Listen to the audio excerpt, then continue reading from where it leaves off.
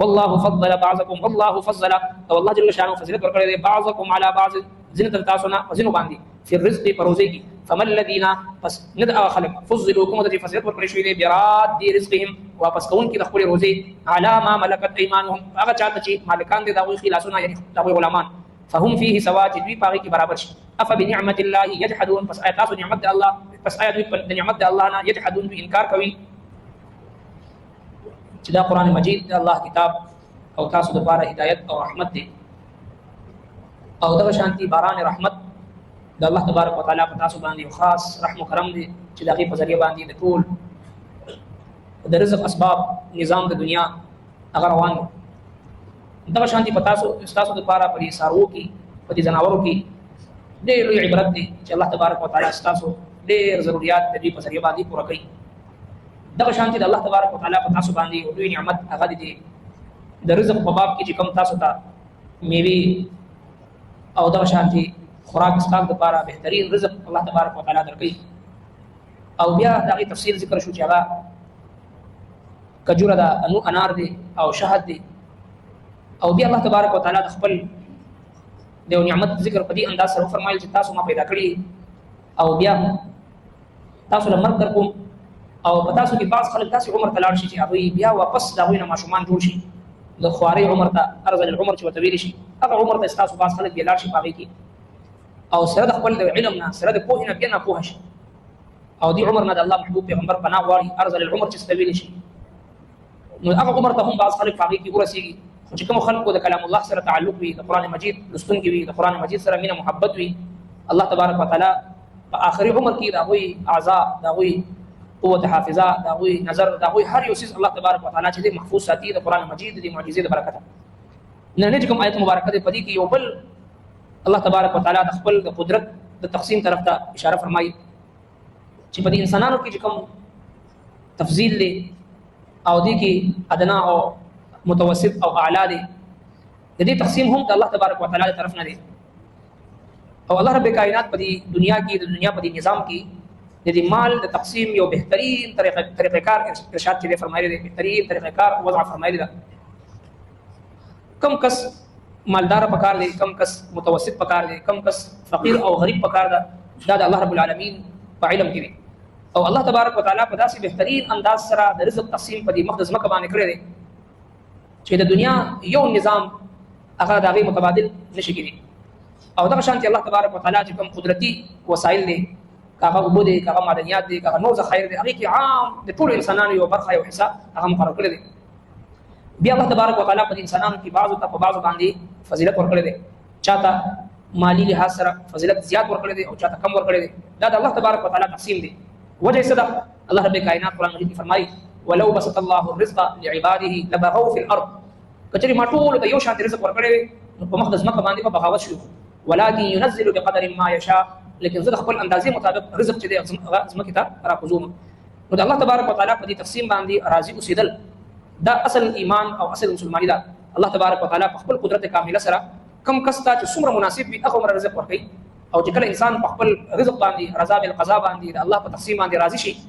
نو الله تبارک وتعالى دغه بندنه چې هغه راضي کیږي او چې کله هم انسان د الله جل شانه په تقسیم باندې راضي نشي د الله جل شانه په ذات باندې نعوذ بالله معترض شي څنګه چې زموږ استاد د معاشري یو ډېر تعداد د خلکو داسې دي چې هغوی د الله تبارک وتعالى په تقسیم باندې راضي نه دي څرنګه چې دغه نقشه قرآن مجید کې الله جل شانه بیان کړی دی ام يحسدون الناس على ما آتاهم الله من فضله تاسو خلکو سره حسد کوي په دې وجه باندې چې الله تعالی هغوی ته فضیلت ولې ورکړی دی هغوی ته الله جل شانه په تاسو کې زیات مال زیات علم زیات عزت ولې ورکړی دی په دې وجه تاسو ورسره حسد کوي نو لهذا زموږ استاد په معاشره کې چې کم دا نفرتونه دي د قتل او غارتګیري ده او په وړو وړو خبرو باندې دښمنیان دي او دغه شانتي کور په کور خاندان په خاندان محله په محله قوم په قوم قبيله په قبيله دښمنیان دي لانجې کونجې دي د قتل او غارتګیري ده د دې بنیادی سبب هغه حسد دی چې فلان کې سره مال ولې زیات شو فلان کې الله تعالی مال ولې زیات ورکو عزت ولې زیات ورکو عہده او منصب ولې ورکو زم داسې پاتې شم زما بچیم داسې پاتې شو لهذا په حسد کې مبتلا شي څوک بیا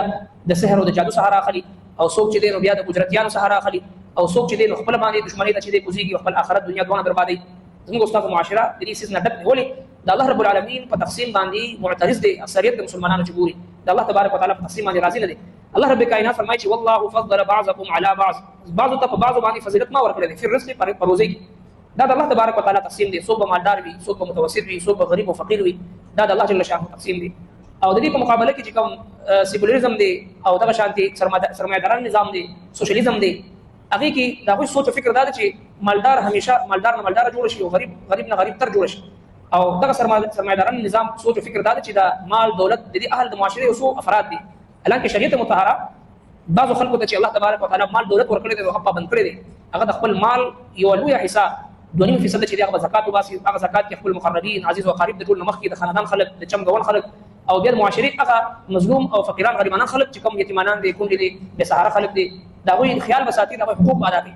نو الله تبارک وتعالى د مال داسې خپل تقسیم کړی دی. کچري مسلمانان د الله تبارک وتعالى د تقسیم مطابق په دې مال باندې عمل وکړي، د مال چې کوم مستحقین دي هغه مستحقین ته ورسېږي، هغه صحیح زکات ادا کړي، نو چرې هم په معاشره کې به داسې بې یار او مددګار او بې سهاره خلک هغه نه پاتې کېږي. زموږ استاد په معاشره کې چې دا آی روز غلاګانې، ډاکې، قتل غارتګیري او دغه شانتي نور مختلف بدامني خورېږي لګیا، د هغې په اسبابو کې یو بنیادي سبب دا دی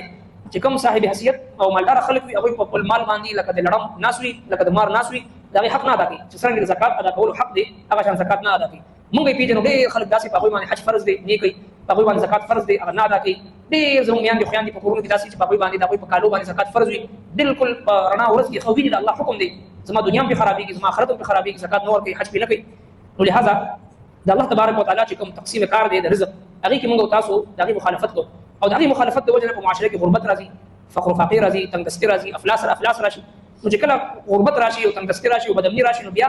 مالدار هم په خپل د مال دولت په خوند باندې پوه نه شي، ځکه چې هر طرف ته خوف او هراس وي، قتل او غارتګیري وي، وړو څیزونو لپاره چې خلک په غلاګانو باندې، په ډاکو باندې او په رشوت باندې او په سود باندې مجبور شي. ولې د هغې ذمه دار یو طرف ته د خلک په خپله باندې دی چې غلطدار اختیاري، او بل طرف ته هغه خلک هم دی چې کوم خلک اربونه روپۍ هغه جمع کړي وي په هغې باندې لکه د مار ناس وي، نه د هغې زکات ادا کوي، نه خپل د رشتهدارانو حقوق ادا کوي، نه د خویندو حق ورکوي، نه د لوڼو حق ورکوي، او نه چې کوم د زکات مستحقین دي هغوی ته د هغې حق رسوي. دا خلک هم په هغې کې په دغه د معاشرې په بدامنۍ کې برابر شریک دي. نو الله تبارک وتعالى دې کافرانو ته تنبیه ورکوي چې تاسو د الله رب العالمین په تقسیم باندې اعتراض کوئ چې دا څنګه تقسیم دی چې یو مالدار دی بل غریب دی، یو بادشاه دی بل ګدا دی، یو سرمایدار دی بل فقیر دی. په دې تقسیم باندې اعتراض مه کوئ، ځکه تاسو هم دا نه خوښوئ چې ستاسو غلامان او ستاسو وینځي دا تاسو سره په مال کې برابر شریک شي. دا نه برداشت کوئ چې په خپله تاسو ځان لپاره دا نه برداشت کوئ، نو د الله تبارک وتعالى په ذات باندې ولې اعتراض کوئ چې یاره الله تعالی نعوذ بالله غلط تقسیم کړی دی. څرنګه چې دا کمیونیزم او سوشلیزم چې کوم د سرمایداران نظام او جاګیرداران نظام چې کوم لګیا دی اغیار او مسلمانانو کې مسلط کولو کوشش کوي، دا تصور هم دا دی چې اسلام نعوذ بالله غلط تقسیم کړی دی. حالانکه الله تبارک وتعالى فرمایي چې افبنعمت الله یجحدون، دا الله د نعمت مبارک تاسو دا غي انکار کوي. الله رب کائنات او انسانانو کې د رزق تقسیم یو بهترین نظام جوړ کړی دی. کاش که په هغې باندې د مسلمانانو معاشري عمل شروع کړي، د مسلمانانو په معاشره کې عملا هغه نافذ شي.